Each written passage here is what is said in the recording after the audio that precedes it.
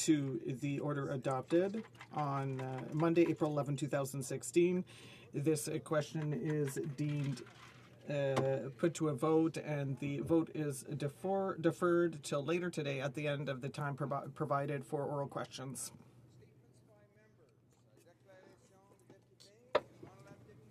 The Honourable Member for Mirabel. Mr. Speaker, since the Liberals do not defend the Quebec aeronautical industry, the politicians and English-Canadian media have a free hand to criticize Bombardier, saying that it's spoiled. This morning in the Globe and Mail, a Vice President of Bombardier set the record straight. After having invested $586 million, Ottawa has $733 million from the sale of planes to Bombardier. And yet the federal government suffered a loss of $3.5 billion after having invested $10 billion to save GM. Aeronautics in Quebec represents 41,000 quality jobs, including 10,000 in R&D. But with 40 silent Liberal members, the Minister of Transport is trying to dismantle the workshops of Air Canada, and that of the industry is trying to bury Bombardier. Quebec is paying a price that is too high for the servility of Quebec Liberal members. The Honourable Member for Don Valley East. Mr. Speaker, I would like to congratulate the Competition Bureau of Canada for a successful Fraud Prevention Month. This is their 12th annual event. Throughout the month of March, Canadians have been educated on how to recognize fraud and take steps to protect themselves. Any one of us can be a target of fraud. Some of my constituencies in Don Valley East have been targeted by fraudsters posing as either CRA or CSIS agents. Senior citizens are often targets of this insidious and criminal activity. There are three ways by which senior citizens fall victims to financial fraud: identity theft, credit or debit card fraud, and the grandparent scam. All Canadians need to be educated about fraud so that they can recognize and report it to local law enforcement. I applaud the Competition Bureau for their work against fraud prevention and raising awareness for all Canadians. Thank you. The Honourable Member for Wellington Halton Hills. Mr. Speaker, this week marks National Volunteer Week, an opportunity to recognize the millions of volunteers across Canada who give of their time to enrich our communities.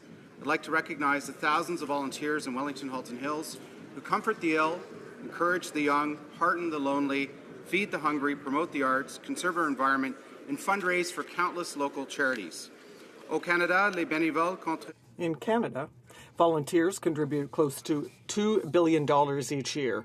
A study conducted by Volunteers Canada shows that the majority of volunteers prefer to be recognized only with a thank you. Halton Hills and across Canada, I'd like to extend a sincere thank you for all that you do for our communities and for our country. The Honourable Member for St. John's South, Mount Pearl. Monsieur le Président. Mr. Speaker, on March 23, 2016, at a ceremony at Rideau Hall, 8 Canadian artists were honoured with the Governor-General's Awards in Visual and Media Arts. Administered by the Canada Council for the Arts, these awards celebrate Canada's vibrant arts community and recognize remarkable careers in the visual and media arts. My congratulations to this year's recipients: Edward Bertinsky, Marnie Fleming, Philip Hoffman, Jane Kidd, Wanda Coop, Susie Lake, Mark Lewis, and Bill Vazan. Thank you for your contribution to a vibrant and creative Canada. I invite all Canadians to experience the work of these extraordinary individuals, whether it is by watching the short films about this year's recipients hosted on the website of the Canada Council of the Arts, or by visiting the exhibition at the National Gallery of Canada. Thank you. The Honourable Member for Windsor-Tecumseh. Mr. Speaker, I rise today to speak of an issue of great significance to every one of us who advocate on behalf of persons living with disabilities. Canada ratified the UN Convention on the Rights of Persons with Disabilities way back in 2010. However, this convention has an optional protocol which Canada has yet to ratify. This protocol provides for a complaints mechanism allowing groups or individuals to take a claim before the UN Committee on the Rights of Persons with Disabilities. If they're not able to obtain justice within their own national jurisdictions, this is where they go. It's a very important protocol that provides a real mechanism for ensuring that the convention itself is implemented properly within the signatory country.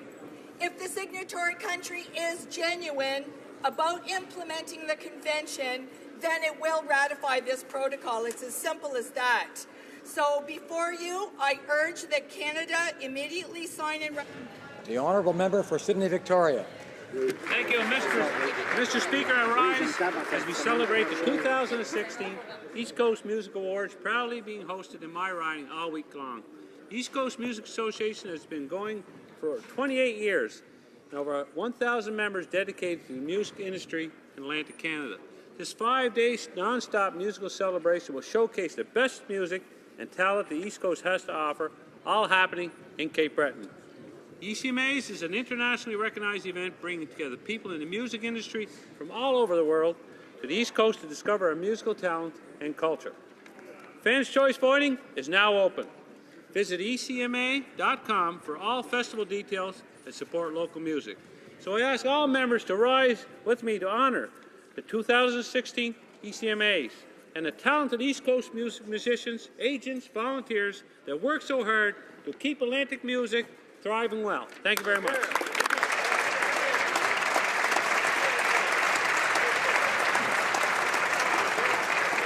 The honourable member for Portage-Lisgar. Speaker, on March 22nd, tragedy hit southern Manitoba and captured the attention of many Canadians. It was on this day that little Chase Martins wandered away from his home and didn't return. Like so many others, I prayed that Chase would come home to his parents, Destiny Turner and Thomas Martins, and to his siblings, safe and sound. Sadly, this didn't happen, and his body was discovered in a creek 4 days after he went missing. All of our hearts go out to his family and the community of Austin and the surrounding areas. And I know we are all grateful to the police officers and firefighters who were first on the scene. It was so amazing to see hundreds of Manitobans from Portage-la Prairie and across the province who came to look for little Chase. And although many of them didn't know him, they felt like Chase could have been their own son or their own grandson. There is no silver lining in the loss of Chase Martins, only the reminder to hold our own children a little closer and treasure the short time that we have together. Thank you, Mr. Speaker.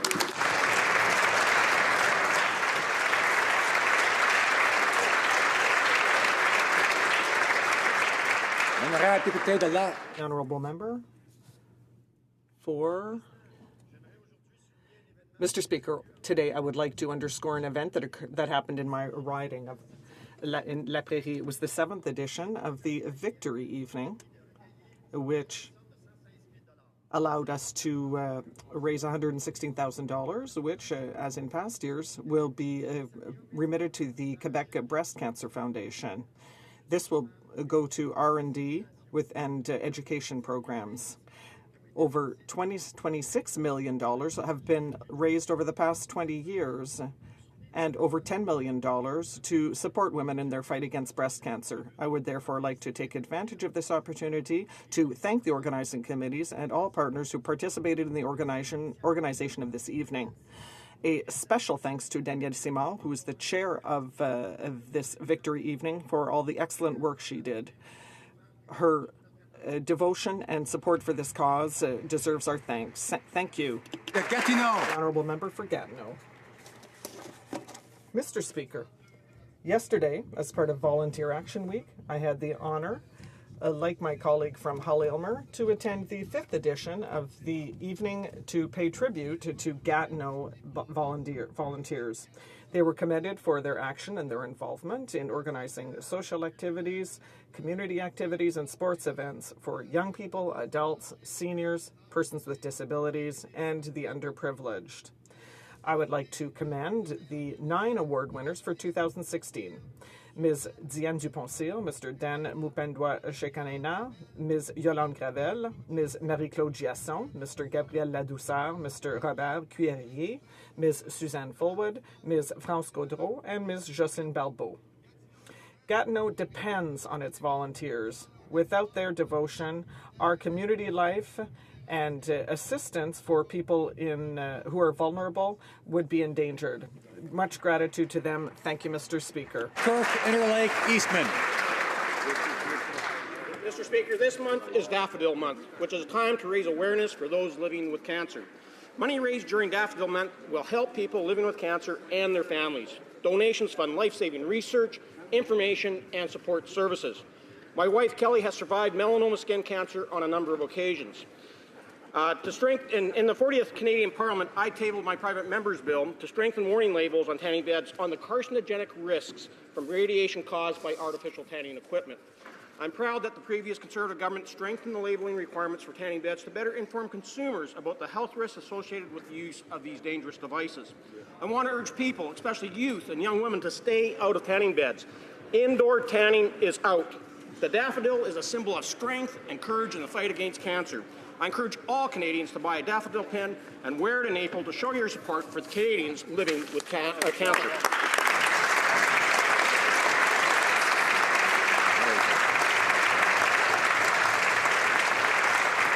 The honourable member for Surrey Newton. Mr. Speaker, I rise today to recognize April 13, 2016, the Festival of Baisakhi and Khalsa Day. It is the 317th anniversary of the birth of Khalsa, which is the first time Sikhs were baptized. On April 23rd, like every year, Surrey Newton will be home to the largest Khalsa Day celebrations and parade, which will bring together hundreds of thousands of Canadians of all backgrounds. And I invite everyone to attend. I, along with my Western Canadian colleagues, am proud to represent Sikh communities throughout Western Canada, and we wish everyone a happy Baisakhi and joyous Khalsa Day.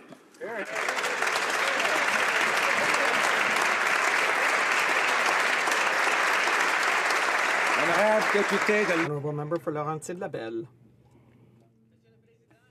Mr. Speaker, I had the honour this morning to attend the presenting of medals for volunteers to Ms. Monique Venn in my riding. I would sincerely like to thank her for helping the underprivileged people in our society.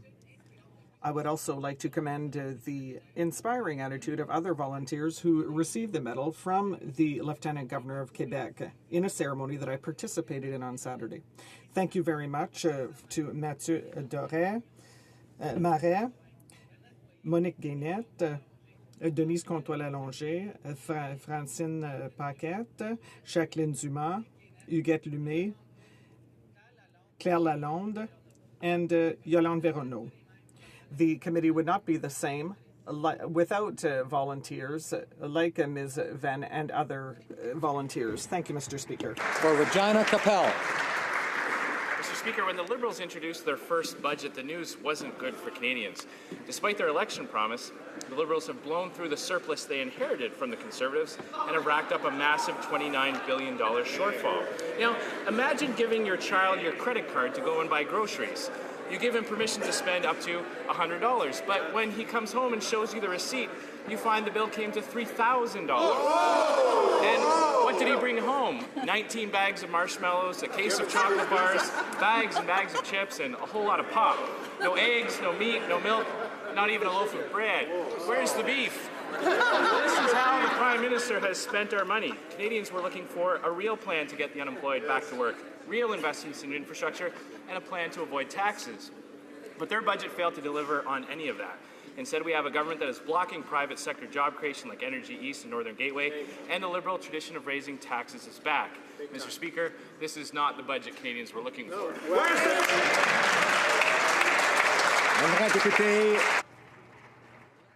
The Honourable Member for Lac Saint-Louis. Tribute to a woman who was a pioneer in a time of change. Claire Kirkland-Casgrain was the first woman elected to the National Assembly of Quebec and became the province's first female cabinet minister. As a member of Jean Lesage's Quiet Revolution government, she helped shape a new and progressive Quebec, by, among other initiatives, introducing legislation to further gender equality. En effet, avant l'adoption du projet... Before the adoption of her Bill 16, her greatest achievement, a woman could neither open a bank account nor sign a lease without her husband's consent. After a great political career, she was appointed the first female justice to the provincial court. Kirkland Cosgrain. She was a warm and compassionate person with a disarming sense of humor who loved life and people. To her husband Wyndham and children Lynn, Kirkland, and Mark, we offer our deepest condolences as we salute a remarkable woman whose determination to move society forward changed the lives of so many for the better. You're here.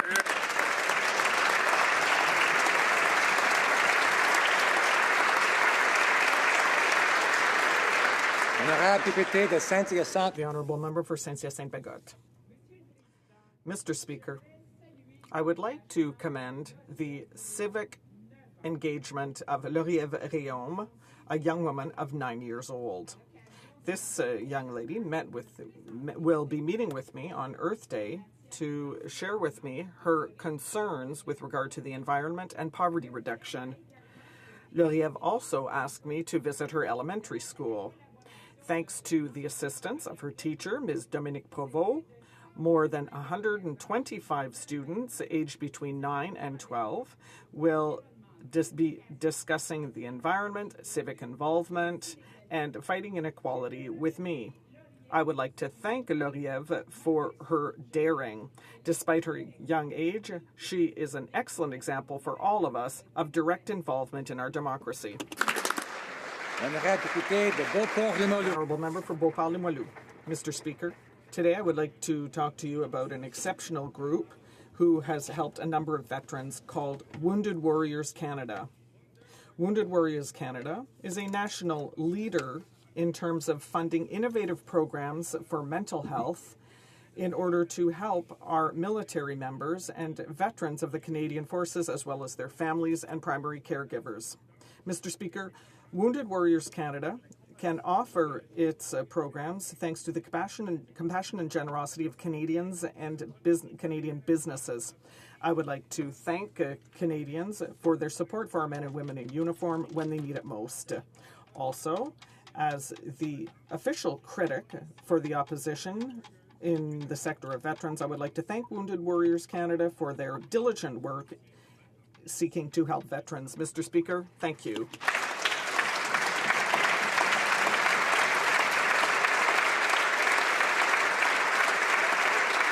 The Honourable Member for Vancouver Quadra. Mr. Speaker, I rise today to pay tribute to Constable Sarah Beckett of the West Shore Detachment of RCMP, who was killed last week while on patrol in Langford, British Columbia. I know I speak for all members of this House in offering our heartfelt condolences to her family, her friends, her colleagues, her community, the community she loved and worked so hard to protect and serve. No words can describe the loss this tragedy represents. Each day in communities in Canada, police officers put themselves in harm's way and put their lives on the line to keep us safe. Each day we owe them a debt of gratitude for the safety they work to ensure. Today, a grieving and grateful community says goodbye to one of its heroes. Today, we say thank you to Constable Sarah Beckett for her service and acknowledge the sacrifice she made for us.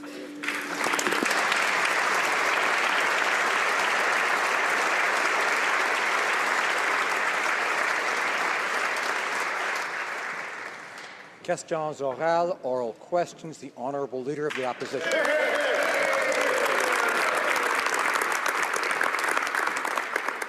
Speaker, experts agree on three things. The Liberals are borrowing way more money than they promised, they're already raising taxes, and none of this spending will create the jobs and growth that they promised. In addition, this budget is the least transparent budget in 15 years. Now, we also know that the budget numbers don't add up. Let me repeat that, Mr. Speaker. The federal budget numbers don't add up. When the numbers don't add up, how can Canadians trust them with their jobs? The Right Honourable Prime Minister. Mr. Speaker, Budget 2016 puts forward significant real help by putting money in the pockets of the middle class, by helping grow the economy in ways that, quite frankly, we hadn't had for 10 years. The reality is, by investing in public transit, in social infrastructure, in green infrastructure, in university and research infrastructure, we're creating the kinds of good jobs now, the growth for tomorrow, and the long-term prosperity that Canadians right across this country need. That's what Budget 2016 is all about, and that's a promise delivered. The Honourable Leader of the Opposition. Well, Mr. Speaker, first the Prime Minister refused to give the Parliamentary Budget Officer the information that he needs to do his work. Since then, we've seen a former Deputy Minister of Finance conclude that this budget has no transparency. And even the CBC, believe it or not, Mr. Speaker, declared that the numbers don't add up and called it a shell game. We have made up numbers, hidden numbers, numbers pulled from thin air. So why should Canadians trust the Prime Minister to run our economy? The Right Honourable Prime Minister.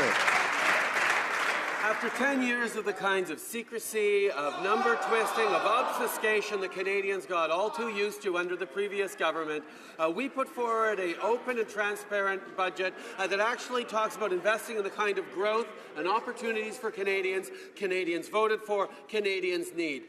We're establishing investments in infrastructure. We're establishing a strategy for innovation that is going to demonstrate the kind of opportunities that Canadians can innovate and create in the coming years. This is exactly the kind of budget that Canadians were asking for with their ballot box choices last year. The Honourable Leader of the Opposition. Well, Mr. Speaker, if we can't trust the numbers, how can we trust that the economy is in good hands? In Alberta, the Prime Minister told oil and gas workers that they should be pleased they weren't harder hit, when all they needed to hear was a commitment to build pipelines. So will the Prime Minister today finally tell the 100,000 unemployed oil and gas workers that if Trans Mountain Pipeline and Energy East Pipeline are approved, that he will also approve them? The Right Honourable Prime Minister. Mr. Speaker, for 10 years, the previous government did everything it could to try and shout those pipelines into being. And what they resulted in was delivering no pipelines to Tidewater. One of the fundamental responsibilities of any Prime Minister is to get our resources to market. But in the 21st century, getting those resources to market means doing it responsibly for communities, for Indigenous peoples, and for the environment. That's why we are both combining environment and economy as we build for a stronger future and basing our decisions on evidence. Merci beaucoup.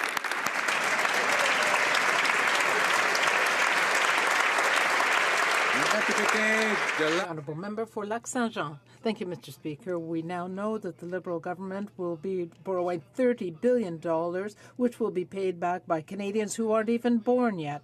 During the election campaign, there was a photo op in a crane, and the Prime Minister was talking about investing in infrastructure, but there's very little money going into highways and transit and things like that. How can the Prime Minister justify a deficit of $30 billion when the envelope only has $2.9 billion of new money for infrastructure? The Right Honourable Prime Minister. During the Liberal election campaign, we promised to invest strongly in infrastructure, and we are doing that. I was in Montreal last week, and I promised then and announced over $750 million for transit, for infrastructure. We are doing this across the country. The Canadian public wants us to invest in their future, and this is what we are doing after 10 years because the Conservatives didn't get the job done. The Honourable Member for Lac-Saint-Jean. Mr. Speaker, we delivered 2 infrastructure programs that were the biggest in history. Canadians want us to continue to balance the budget, and we did that. We put in place good programs and worked with the provinces. We announced monies and carried things out. We respected provincial jurisdiction as well. We had information here that was not complete. So how can the government claim to be transparent? The Right Honourable Prime Minister.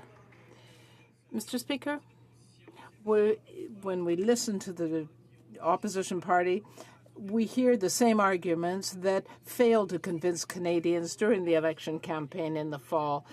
He says that they invested a lot in the economy, but Canadians saw no benefit from this. They wanted to continue to invest to help the wealthy instead of helping the middle class. We're going to help the middle class and all Canadians through our infrastructure and other investments. The honourable member for Outremont.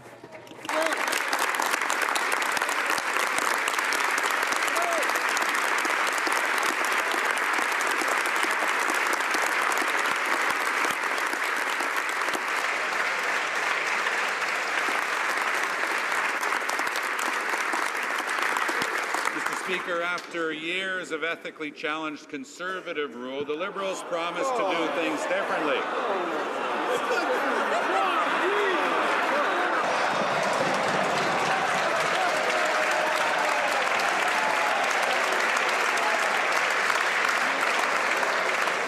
Hard to hear the question. The honourable member for Outremont has the floor.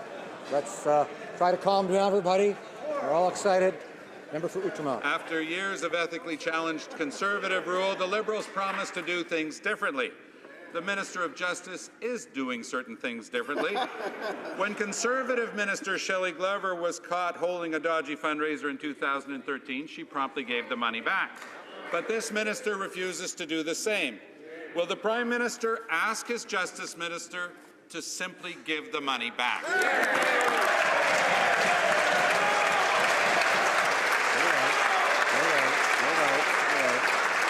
Right Honourable Prime Minister. Mr. Speaker, indeed, after 10 years of ethical failings on behalf of the government, the Liberal Party got elected to government on a platform of openness and transparency and promises that we are keeping.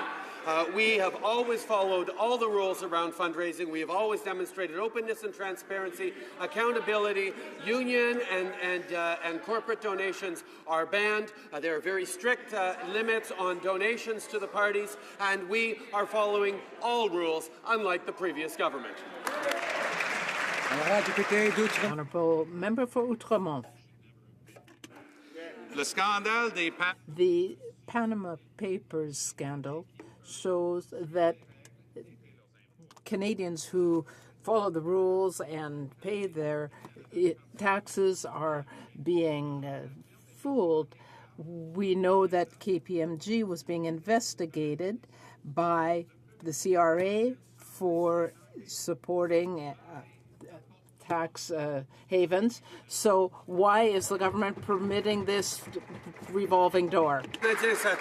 Well, Canadians expect that anyone who should pay taxes will pay taxes, and people can't get away from it. $440 million has been announced for Revenue Canada to be able to eliminate tax evasion, and we will be supporting the CRA and helping make sure that everyone pays their fair share. Minister attending a sketchy fundraiser, a finance minister with companies registered in tax havens like the Bahamas, and a revenue minister who's defending sweetheart deals for millionaire tax cheats. The Liberals swore they'd be different, but they keep finding novel ways of being the Liberals. Will the Prime Minister show he's serious about cracking down on tax havens by ordering an investigation into KPMG's secret deal? He just talked about what's in the budget. Let's see some action now. Hear, hear. Right Honourable Prime Minister.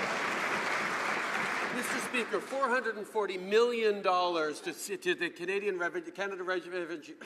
Canada Revenue Agency in terms of going after tax evasion and avoidance is significant action. We have committed to make sure that nobody gets to avoid taxes by paying a little money on the side. We need to make sure that we have an open, fair, responsible system of taxation that is properly enforced. That's what Canadians expect of their government. That is the kind of openness, transparency and rigour that this government is delivering. The honourable member for Outremont.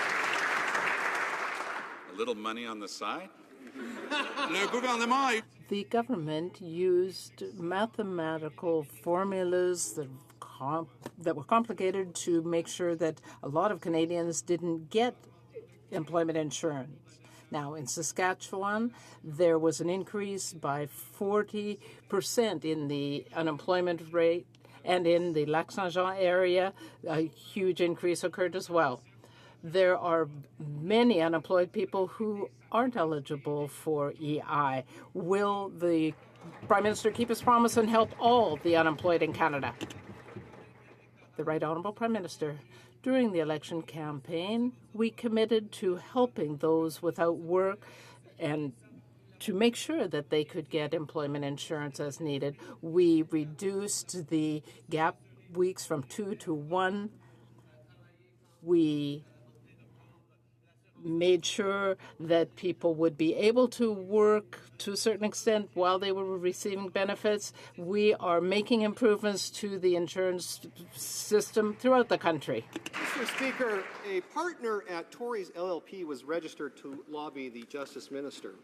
Conveniently, the night before the pay-to-play fundraiser that his law firm was hosting, he deregistered as a lobbyist. The Justice Minister was told by the Prime Minister not to target departmental stakeholders while soliciting political contributions. Can the Minister explain how attending a private fundraiser with high-priced Toronto lawyers who have been registered to lobby her department is consistent with anybody's ethical code? Honourable Government House Leader. Mr. Speaker, the Minister of Justice and all ministers in the government have at all times followed our obligations under the Ethics Code and under the Conflict of Interest Act. The Liberal Party respects the Canada Elections Act. All of this fundraising, Mr. Speaker, is done according to law. All of the donations are transparent and disclosed according to law. It's something that every member of this House has done in order to win a seat in this House and continues to do. And, Mr. Speaker, ministers in the previous government also raised money for the Conservative Party and used to brag about it one day not so long ago. Honourable Member for Red Deer Lacombe. The Justice Minister claims she attended the high-priced pay-to-play fundraiser in Toronto as a regular MP. Right. Then later she said she was there as the Minister of Justice. The invitation to the event highlighted her new role and extraordinary mandate. It also told attendees this would be the Minister's first private event in Toronto. So, Mr. Speaker, was she there as the Justice Minister or a regular MP? And if she wants to be a regular MP, it's simple. All she has to do is resign as the Justice Minister. Honourable Government House Leader. Mr. Speaker, the only part of that question with which we agree is the incredible mandate that the Minister of Justice has been given by the Prime Minister to reform our justice system and to clean up a number of messes left to this government by the previous government in terms of justice law and justice policy. Mr. Speaker, as I said, this fundraiser was done entirely according to the rules. All of the applicable Conflict of Interest Code, ethical obligations, and Canada Elections Act measures were followed. We'll continue to do that, and the honourable member is trying to create a scandal where none exists. The honourable member for St. Albert, Edmonton. Mr. Speaker, the Minister of Justice claimed that the focus of the pay-to-play fundraiser was in her role as an MP. This after the event was advertised as an opportunity for attendees to engage the Minister on matters that pertain directly to the Minister's responsibilities. Yesterday, the Minister admitted that she attended as Minister of Justice after all. So, Mr. Speaker, will the Minister end the charade, take responsibility, and return the pay-to-play cash?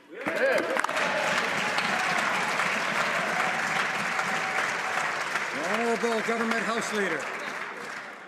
Mr. Speaker, the cute phrases and the play on words don't change the basic facts. All members of the House of Commons raise money according to law. all members on this side of the House, Mr. Speaker, respect the Canada Elections Act and the appropriate fundraising rules that apply. It's something that my colleague's party has had considerable trouble doing in the past. They, in fact, pled guilty and had to pay a $250,000 fine for a pay-to-play scheme to launder money in and out of riding associations. Mr. Speaker, we've never done that on this side of the House.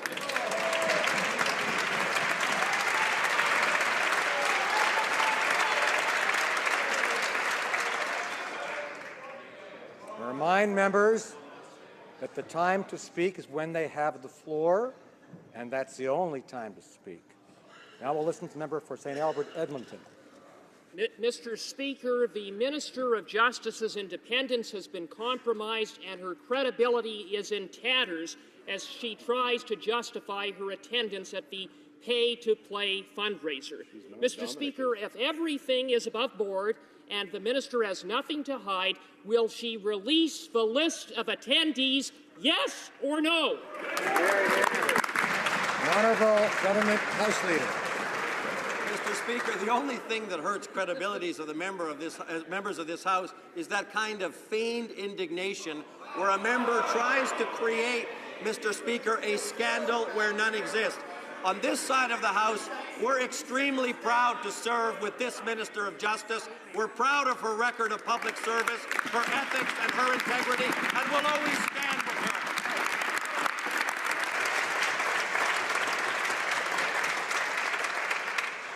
Member for Elgin, Middlesex, London. Well, Mr. Speaker, let's bring this back to what Canadians are seeing and what they are saying.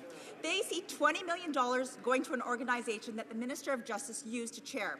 They see the minister's husband lobbying the Liberals on behalf of the organization for funding. This has nothing to do with the FNFA for First Nations.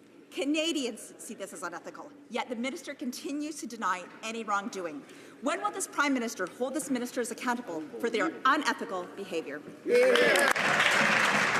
Honourable Minister of Indigenous Affairs. Mr. Speaker, as I explained, and as all members opposite know who participated in the Aboriginal Affairs Committee in the last Parliament, that the First Nations Financial Management Board is an exemplary organization with a proven track record that takes a small amount of money, maximizes it such that First Nations coast to coast have access to capital for much-needed infrastructure. Please, for heaven's sakes, if the other side would stop denying that this kind of stuff, it is really, really destructive.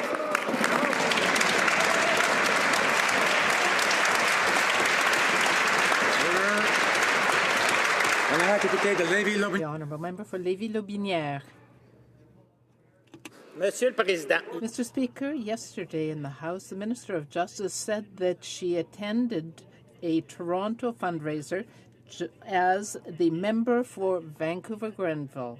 She also said that she checked with the Ethics Commissioner if she was complying with the rules. Was that approval obtained in her capacity as Minister of Justice or as the member for Vancouver-Grenville? And how can she choose between these two functions at will when she was in a law office? The Honourable House Leader. Mr. Speaker, I have good news for my friend across the floor. The Ethics Commissioner provides advice to people as ministers and as members. So this member has two different functions. All the rules were followed properly. My colleague can keep making these accusations, hoping to create a scandal or make people believe there is one, but we will always follow the rules and the legislation. I want to remind members again, including the member for St. Albert, Edmonton, that the time to speak is when they have the floor. The Honourable Member for Abitibi James Timmins, EU. Tonight, Mr. Speaker, we will be debating how to end the crisis in Attawapiskat. After months of trying to alert the federal government, the community finally has received emergency services for mental health in the community. But other communities like Cross Lake, Manitoba, are dealing with similar crises. My thoughts go out to the young people in Kuujjuaq, Nunavik, who are going through a very difficult time. This is a national crisis. Can the minister tell us what the government is planning to do to end this tragedy once and for all? Opposite has raised an important question, and I thank him for his advocacy on this incredibly important matter.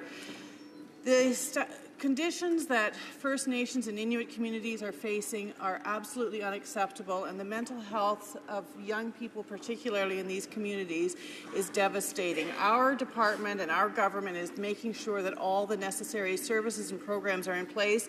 We are currently investing over $300 million per year in mental wellness programs in these communities. We will continue to work with Indigenous leaders, and I will continue to work with the Minister of Indigenous and Northern Affairs to make sure that all appropriate resources are available.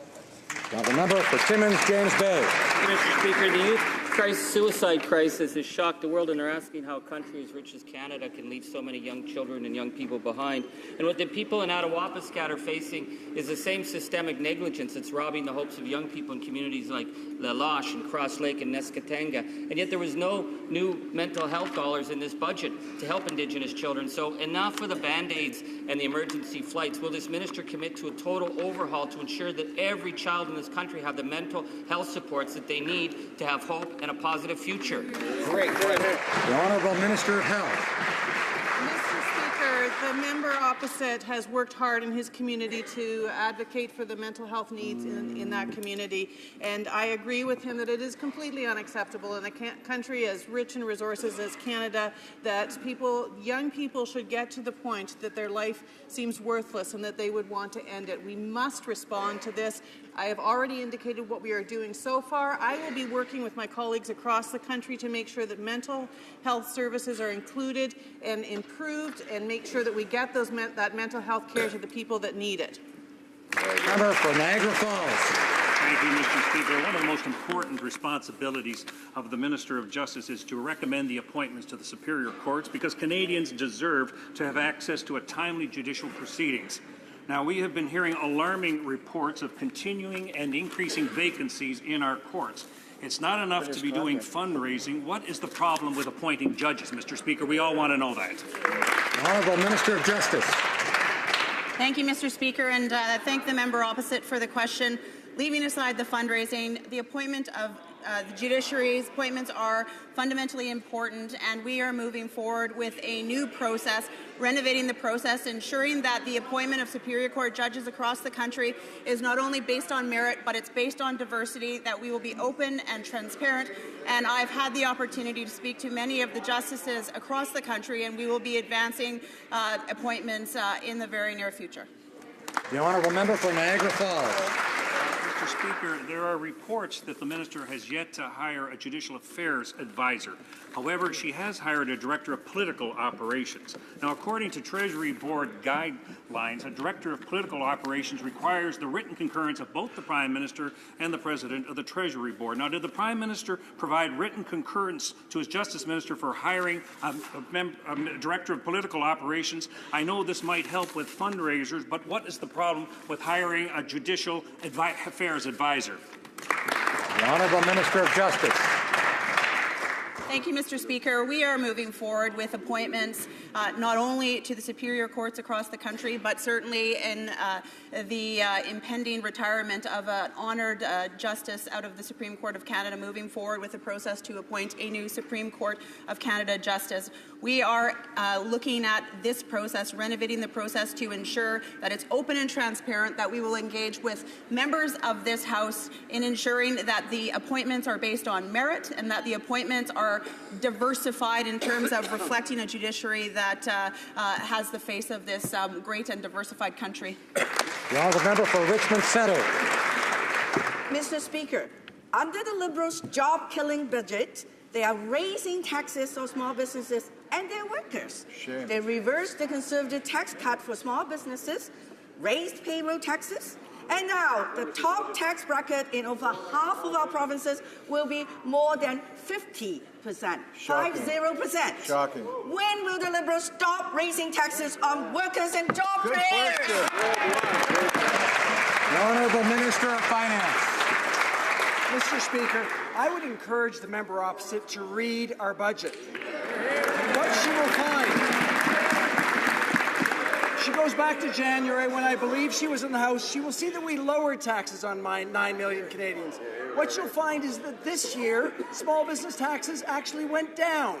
What you'll also find is that for the 9 out of 10 families with children to get the Canada Child Benefit, they're going to have an average $2,300 more. This is going to help small businesses.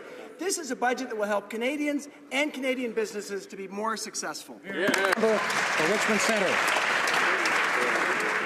Mr. Speaker, Liberals claim to consult with businesses and workers, but as we saw in the budget, they broke that promise too. Of course they do. The Liberals even ignored their own members on the Finance Committee by raising taxes on small businesses.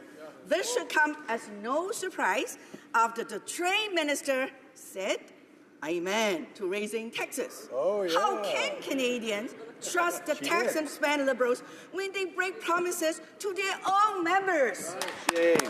Honourable Minister of Finance. Mr. Speaker, let's start with understanding that we had more pre-budget consultations than in the history of this country was ever happening before. Let's move forward with a very clear understanding that we reduce taxes on 9 million Canadians. Let's move forward one more step by understanding that we help small businesses across this country by helping their customers and their clients. This is a budget that's going to help Canadians, that's going to help families, and that's going to help businesses, and it's going to grow our economy over the long run. The Honourable Member for Essex. Mr. Speaker, Trade Committee is finally hitting the road next week to study the TPP, yet they still have no impact study to guide their work. Liberals promised a full public consultation, but now they're trying to pass off the committee's work as their own.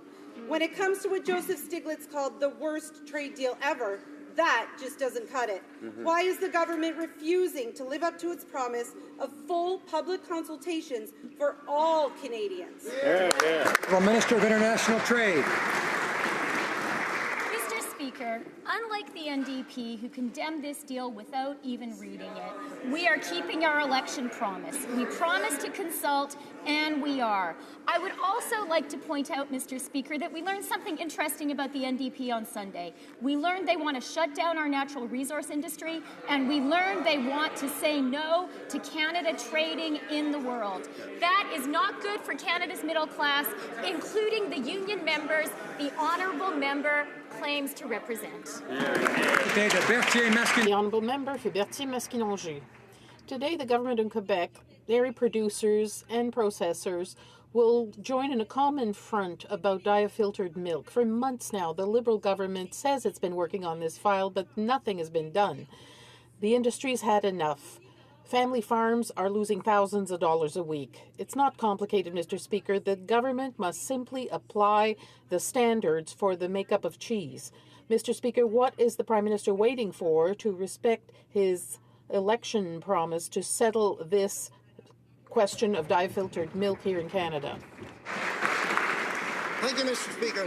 I thank my honourable colleague for her question, and I think you're fully aware I met many stakeholders in the agricultural sector, including the supply management and the dairy industry in particular. And this issue was inherited from the previous government, and we are working with the industry to resolve this issue, Mr. Speaker. Thank you. For Avalon. Mr. Speaker, first I would like to extend my thoughts and prayers to the people of Bay de Verde in light of yesterday's fire at the Quinlan Fish Processing Facility. Our hearts are with the workers and the community today. Mr. Speaker, the Newfoundland and Labrador throne speech confirmed what many in our home province have been worried about. The recent downturn in oil prices has decreased revenue at a time when unemployment is on the rise.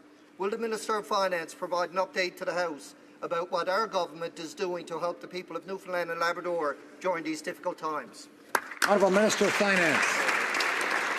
Mr. Speaker, I'd like to thank the member from Avalon, his colleagues, his caucus colleagues from Newfoundland and Labrador, and the Minister of Public Services and Procurement for their tireless work on behalf of Newfoundland and Labrador.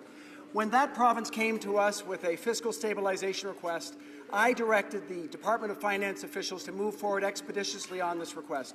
I'm pleased to say we've moved forward with an advance payment of $32 million in fiscal stabilization for the province of Newfoundland and Labrador in these difficult times.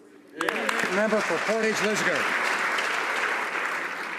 Mr. Speaker, it's no secret the Prime Minister surrounds himself with anti-oil activists. People like Zori Caron, who believes fossil fuels must stay in the ground, or his principal secretary, who compares supporting oil to encouraging children to smoke. Well, Mr. Speaker, the Liberals have their way. Alberta investment is down 62%. In fact, oil is staying in the ground, and the entire country is suffering because of it. Is the Prime Minister ready to abandon his anti-pipeline advice and stand up publicly for Canadian oil and gas? Minister of Natural Resources. Mr. Speaker, yesterday in the House, the member from Grand Prairie Mackenzie urged the government to approve a pipeline project before it even has been registered with the regulator. He asked the government to approve a pipeline project before one community had been consulted, before one Indigenous leader had been phoned. This is not the way to get projects approved. This is why we're going to do it a different way. We're not going to take for granted that people agree with us before we even ask them. A member for Portage-Lisgar. Mr. Speaker, the people in Alberta are looking for a government that will proudly stand up for Canadian oil and gas, not all coy and shy when it becomes convenient for them. Mr. Speaker, if that's not bad enough, the Minister of the Environment says that over time they're going to block development in the oil sands, or in other words, the end of the oil and gas industry in Canada. How can the oil patch expect investment when one of the Liberals' most prominent ministers is suggesting that the government has a plan to shut them down? Minister of Natural Resources. Mr. Speaker, the Prime Minister has said that there is no contradiction between building wind turbines and pipelines. He has said that it's a principal responsibility of the Government of Canada to move our natural resources to market sustainably. That's why we are following a process that will consult with Canadians, will give people a chance to understand that in this day and age, we develop the economy sustainably with one eye on the environment and the other on job creation. That's the way we'll move forward sustainably. The honourable member for Lakeland. Mr. Speaker, Canadians deserve a straight answer from the Liberals. The Prime Minister creates instability and uncertainty in the energy sector. He appointed the Justice Minister, who's opposed pipeline projects. His senior advisors are against Alberta's responsibly developed oil sands. He ignores Albertans who just want to get back to work. A strong Alberta means a strong Canada. Will the Prime Minister finally support Canadian energy through crucial infrastructure projects like Trans Mountain and Energy East? Good question. The Honourable Minister of Natural Resources. Mr. Speaker, we understand that the natural resource sector in Canada accounts to 20% of the GDP. We know that Canada's economic future depends on a healthy energy sector. We also understand that in order to ensure that our natural resources move to market sustainably, we need a regulatory process that has the confidence of Canadians. That's why we have established a set of principles that we are confident will have us get to that place much more likely than what happened with the previous government. Honourable member for Bellechasse-les-Etchemins-Lévis. Mr. Speaker, according to anonymous sources, the Prime Minister is now in favour of building certain pipelines. But in fact, Liberals are putting spokes in the wheels of promoters who want to develop the economy. It's not surprising, since there are many activists in the Prime Minister's entourage that want to block the energy sector. Will the Prime Minister rise in this House and say that he supports workers and families who depend on the energy sector for a living? Mr. Speaker, our budget demonstrates in real terms how we support workers who are suffering from low commodity prices. And this is true in Alberta and Saskatchewan, Newfoundland and Labrador. And we also understand that Canada is poised to become an international leader in green technology, which is why the budget invests many millions of dollars on the next wave of energy development in Canada, while we understand we will move fossil fuels to market sustainably. Député de Sherbrooke. Honourable Member for Sherbrooke. Today at the Finance Committee, the Liberals rejected the NDP motion to have the Minister of Revenue appear about the KPMG affair. Yet the Liberals promised Canadians a responsible, transparent and accountable government, but today we thought we were looking at the Conservatives. Canadians are shocked by the KPMG and Panama Papers affair, and they want explanations. Why does the Minister refuse to accept her responsibility and explain to Canadians the difference between the KPMG affairs and what has been revealed? And the Honourable Minister of National Revenue.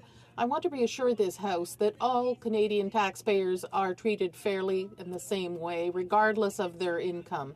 Our announcement of $440 billion in the last budget is proof of this. Let me be clear about KPMG. The reality is that the agency has updated the strategy, has audited certain taxpayers, has brought them to justice, and we will prevent the use of loopholes. The Honourable Member for Rimouski-Neigette-Témiscouata-des-Basses. That's not what we want to know, Mr. Speaker. We want to know if she's going to appear before the Finance Committee.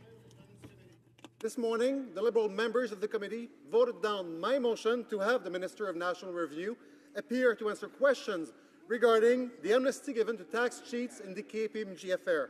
She said in this House on March 10, there is no such amnesty, and we believe that she has to explain herself. Could the chair of the Finance Committee confirm that there are currently no plans to have the minister appear on this very important issue to Canadians? Bravo.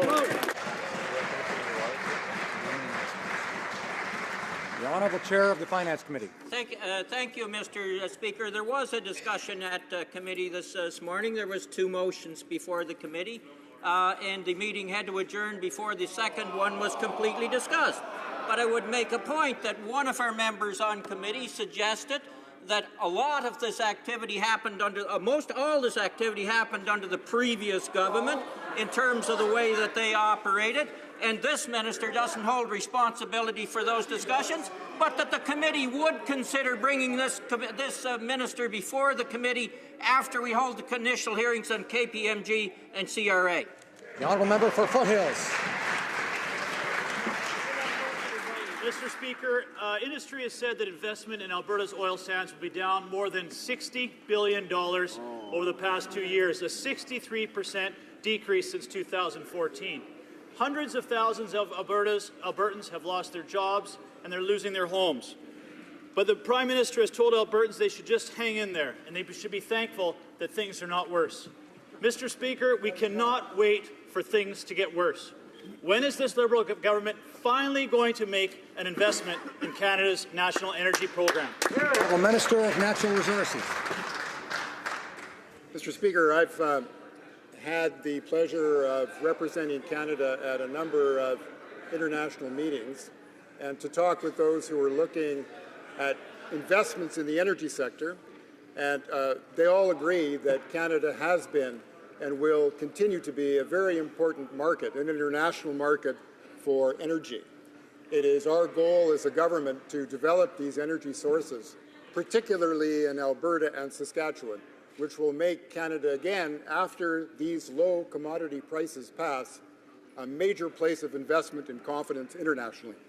Honourable Member for Mégantic-Lérable. Mr. Speaker, we see that Liberal communications experts have taken control of the budget. When there's no content, you add words and you repeat the same tape. The truth behind the empty message is we have no plan and we're incapable of preparing one.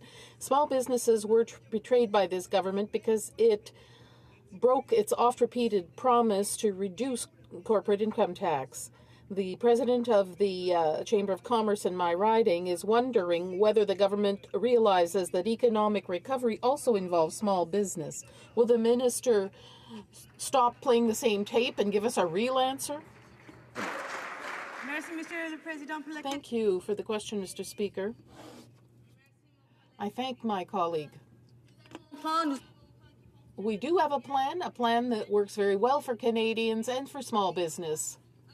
And we encourage members opposite to read the budget. They can make hand gestures all they want, Mr. Speaker, but we know that we have a plan. Canadians know we have a plan, and that's what they elected us to do. Our government is making very important investments directly in helping small businesses. If they'd like to listen, I can give them some details that they're welcome to read as well. 500. The honourable member for Edmonton Riverbend. Thank you, Mr. Speaker. Liberals in Edmonton campaigned on deficits and told us, don't worry, we got this. It'll only cost you $10 billion a year. It's now 3 times that much. They also told Albertans, don't worry, we know what's best for your region. Edmonton's economy has been seriously impacted and we're completely left out of EI expansion. And we're told that we should be thankful and pleased at the work of the Prime Minister. Honestly, Mr. Speaker, how can the Liberals be so out of touch with what's happening in Western Canada? The Honourable Minister of Employment. Thank you, Mr. Speaker. I can assure the member that we're hardly not relating to the situation in Edmonton. As a previously involved in the geological sciences, I know exactly what many people are facing. And in fact, the folks in Edmonton are going to benefit from the over $2 billion investment that we made in supports for all workers in all regions, including Edmonton and Quebec and Newfoundland. So there are many benefits that will help those in Edmonton. The honourable member for Longueuil-Charlemagne. Mr. Speaker, scientific research plays an important role in the growth of a clean economy. I'm a witness to this every day in my riding, thanks to the work done by researchers, professors, and students at the Longueuil campus of the University of Sherbrooke. Can the Minister for Science inform the House about initiatives put forward in the budget to promote research and innovation? Thank you. Honourable Minister of Science. Mr. Speaker, I thank my colleague for her question. The government has made a commitment to support science, focusing on discovery. $1 million per year to the granting councils to support discovery research, the largest investment in more than a decade. According to the Federation for the Humanities and Social Sciences, these investments demonstrate the government's commitment to making Canada a leader in knowledge production and innovation. Member for Perth Wellington. Thank you, Mr. Speaker. The Liberal budget showed a complete neglect for Canadian agriculture, and it's a slap in the face of the 2.2 million Canadians who rely on the industry. But there is one thing the government can do to help Canadian farmers and farm families: ratify the Trans-Pacific Partnership. Farmers support it, small businesses support it, the energy sector supports it. The only people we don't know about is this Liberal government. So can the minister stand in her place today and commit to bringing the TPP to this House for ratification? Minister of International Trade. Mr. Speaker, as the daughter of a farmer, I am proud of the support of our government for farmers, and that has been manifest in our success getting the discriminatory coal legislation repealed, something the government opposite failed to do. Our commitment to free trade is manifest in our hard work on CETA, whose legal scrub we have completed, again, something the party opposite failed to do. We're consulting on TPP, and that's the right thing to do as well. For Esquimalt Saanich Soup. Mr. Speaker, we've now learned that this Liberal government is looking at privatizing search and rescue as part of the defence review. This is an idea first raised by the Conservatives 5 years ago and finally abandoned only after a public outcry. At that time, the current Minister of Public Works said she was, and I quote, appalled by the government's notice to companies that the government would be exploring the privatization of search and rescue operations.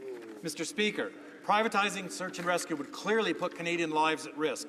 Will this government do the right thing and abandon this plan? Now the Minister of National Defence. Mr. Speaker, the previous government might have been looking at privatizing search and rescue. I can assure the member that this government is not. Because the Canadian Armed Forces play a critical role in search and rescue. Now the member for Guelph. Thank you, Mr. Speaker. Last month, I had the opportunity to announce $4.84 million for BioEnterprise Corporation in Guelph. Could the Minister of Innovation, Science and Economic Development please inform the House about this exciting new investment? The Honourable Minister of Economic Development. Mr. Speaker, I'd like to thank the honourable member from Guelph for his question and his continued effort to raise the business needs of his riding. Guelph and its surrounding region is a hub of innovation and entrepreneurship, and this investment of $4.84 million to bioenterprise is a prime example of our commitment to cultivating and encouraging creativity, invention, and collaboration. And I'm proud to say that Budget 2016 focused on expanding our startups and strengthening our innovation clusters to help create opportunities for long-term development and sustainable economic growth. It's about growing the economy and creating jobs. Member for Durham. Mr. Speaker, troubling reports out of the United Kingdom indicate that a Canadian terror suspect is being pursued with respect to possible risks to the Duke and Duchess of Cambridge travelling in India. I'd ask that the Minister of Public Safety update this House and confirm that CSIS and all of our security agencies are providing cooperation in this international investigation. Minister of Public Safety. Mr. Speaker, obviously I would not comment on any specific operational matter, but I can obviously also confirm what the honourable gentleman implied in his question, that in circumstances where international cooperation is required, most certainly CSIS, the RCMP, the CBSA, and every agency and authority of the Government of Canada cooperate fully with our international partners. The honourable member for Montcalm. Mr. Speaker, the Minister of the Environment has lost her battle. Her colleague at Finance convinced the Prime Minister to go ahead with the Energy East pipeline. The Prime Minister stopped being a referee and asked for a strategy to impose the pipeline on Quebec. No more social acceptability, no more Paris commitments, no more green shift. Is that the influence of 40 members of Parliament from Quebec in this government? The Honourable Minister of the Environment. Thank you, Mr. Speaker. We have a regulatory strategy. The objective of our government is to work with the provinces and territories in order to reduce carbon pollution, regardless of what the energy sector looks like in various jurisdictions. It's about reducing carbon that feeds climate change and not leaving oil in the ground, as others have suggested. We have a transition plan for all projects. We will look at each one individually to make sure that they are something that makes sense for the environment. The Honourable Member for Montcalm. Mr. Speaker, the government wants to fight climate change, but not to the detriment of Western oil companies. It wants to believe in the rule of law, but changes the law when it accommodates Air Canada. It wants to defend social justice, but not deprive its Bay Street cronies from Barbadian tax havens. It defends human rights, but not when it stands in the way of business in Saudi Arabia. What's the price, Mr. Speaker? What's the price for this government when it comes to selling its principles? The Honourable Minister of Transport. Mr. Speaker, this government is one of principle on all the files that my colleague has mentioned. In particular, the legislation regarding Air Canada. Our amendment stipulates job creation for maintenance in Quebec and Manitoba and in Ontario. In fact, Air Canada will participate in 2 centres of excellence in Quebec and in Manitoba. Bombardier is going to buy 45 to 75 planes. It's going to sell these planes to Air Canada, and the maintenance will be done in Quebec. As a point of order, I suspect it involves tabling a document. Let's hope so. Rush to judgment there, Mr. Speaker. On March 22nd, when the finance minister tabled the various budget documents associated with his budget, he failed to table the January fiscal monitor, which shows a conservative surplus left to the Liberals. And I was just wondering if they didn't like December, they didn't like November, maybe they like January. Can I get unanimous consent to table the January? Does the honourable member have unanimous consent to table the document? It would appear he does not. However, I would like to bring to the attention of honourable members the presence in the gallery of His Excellency Sami Al-Araji, Chairman of the National Investment Commission of Iraq, and His Excellency Ali Sindi, Acting Minister of Industry and Trade of the Kurdistan region of Iraq.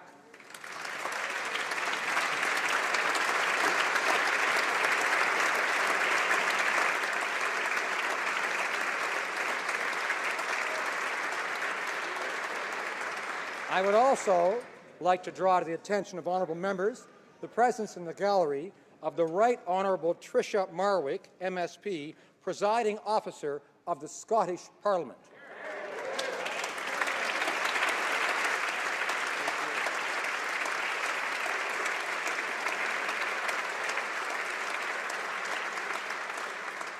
Pursuant to order made on Monday, April 11, 2016, the House will now proceed to the taking of the deferred recorded division on the sub-amendment of motion number 2 under Ways and Means proceedings. Call on the members.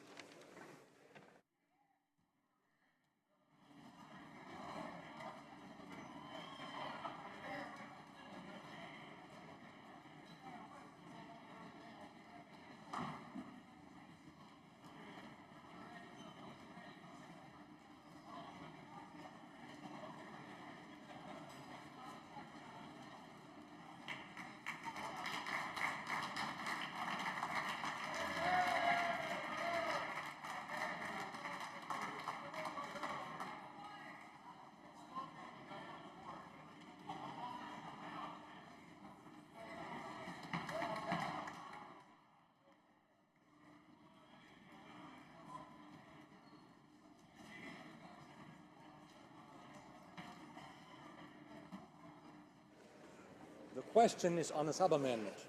Mr. Morneau, seconded by Mr. LeBlanc, moved that this House approve in general the budgetary policy of the government. Madame Ambrose, appuyée. Ms. Ambrose, seconded by Ms. Raitt, moves the following amendment, that the motion be amended by deleting... shall I dispense? Yes? Oh, no. No. That the motion be amended by deleting all the words after the word that and substituting the following. This House not approve the budgetary policy of the government as it A, includes a deficit of at least $29.4 billion. B, contains wasteful spending. C, has no plan to balance the books. D, will fail to boost economic growth or create jobs. And E, betrays the middle class by raising taxes on families, individuals,